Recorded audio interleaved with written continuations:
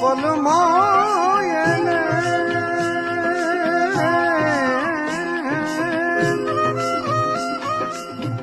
એ પાર ઉતારે એ તરત જાલી હાથ, તરત જાલી હાથ ઝાંઝર કામાં પ્રગટ સવૈયાના, ઝાંઝર કામાં પ્રગટ સવૈયાના.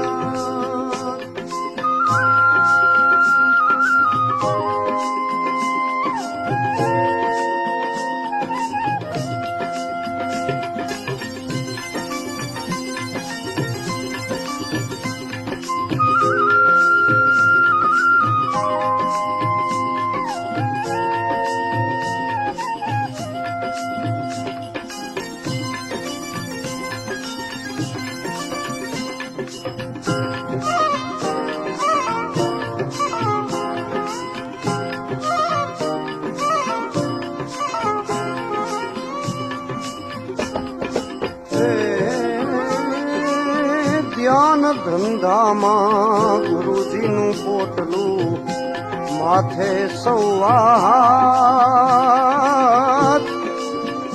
ધ્યાન ધંધામાં ગુરુનું પોટલું માથે સૌવાત, જગત આખું નજરે નિહાળે. સ્વામિનારાયણ ભગવાનની કર બંદગી ભવ સાગર તાર ને ભાગ્ય બડા જેગર સંત પધાર. આવ્યા સંતને આદર દીજીએ, ચરણ ધોઈ ચરણામત લીજીએ.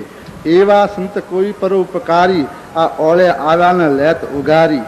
સાહેબ કા ઘર સંતન માહી, અને સંત સાહેબ કો અંતર નાહી. કહે કબીર સંતો ભલે પધારાન, જન્મો જન્મના પાયો. અમારે કાઠિયાવાડી એક સંત ગાયા છે, જીને દીઠેડે લેણના ઠરે હે બાયુ મને એડા સંત ક્યાં મળે. એ આજે અમને દર્શન થયા. અમારી આ ભૂમિમાં અમને ખૂબ આનંદ થયો.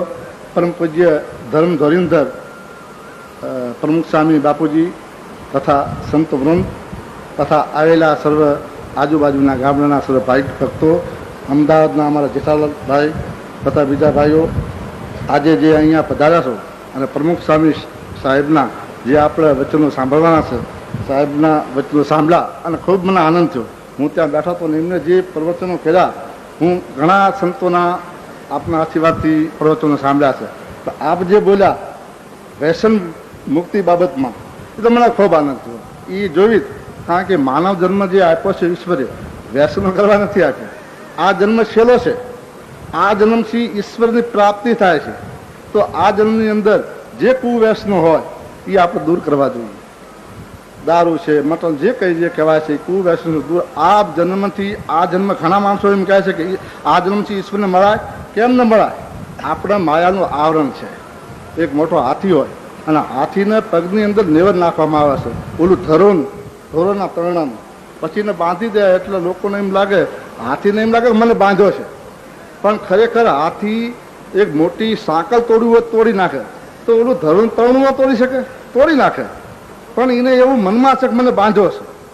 એમ આપણે વ્યસનો, આ માયા, આપણે એમ લાગે છે કે આપણે બાંધ્યા છે. પણ જો તમારે છોડવા હોય તો હાથી જે છે, જે રીતે ઓલું તરણાનું જે રાસ તોડતા વાર ન લાગે, એ રીતે આ સંસારના બંધનો તોડતા એક પણ મિનિટ વાર ન લાગે. પણ તમારે આત્મા જાગૃત કરીને તોડવો પડે.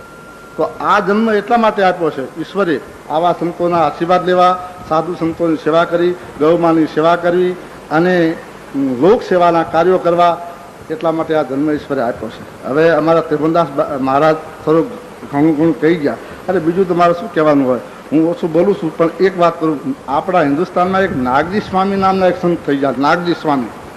એ નાગજી સ્વામીનું એક જગ્યાએ સામયું થયું. તો અત્યારે તો થોડીક જાગૃતિ આવી છે બાબા સાહેબના હિસાબે, એટલે જાગૃતિના હિસાબે લોકોને એમ કે હરિજનભાઈઓ આવ્યા છે આવવા દેવા. પણ નાગજી સ્વામી આજથી 25-30 વર્ષ પહેલાં થઈ ગયા. એ વખતે થોડી જાગૃતિ ઓછી, એટલે હરિજનભાઈઓ શેટા બેઠેલા. એટલે ગીર્દી એટલી બધી થઈ, તો હરિજનોને કંઈ દર્શન કરવાનો કોઈ વારો ન હોય. ત્યારે 25-50 હરિજનો હતા. મેં એકાદો તો ડાસા બળ્યો હોય નહીં, એને રાડ પાડી.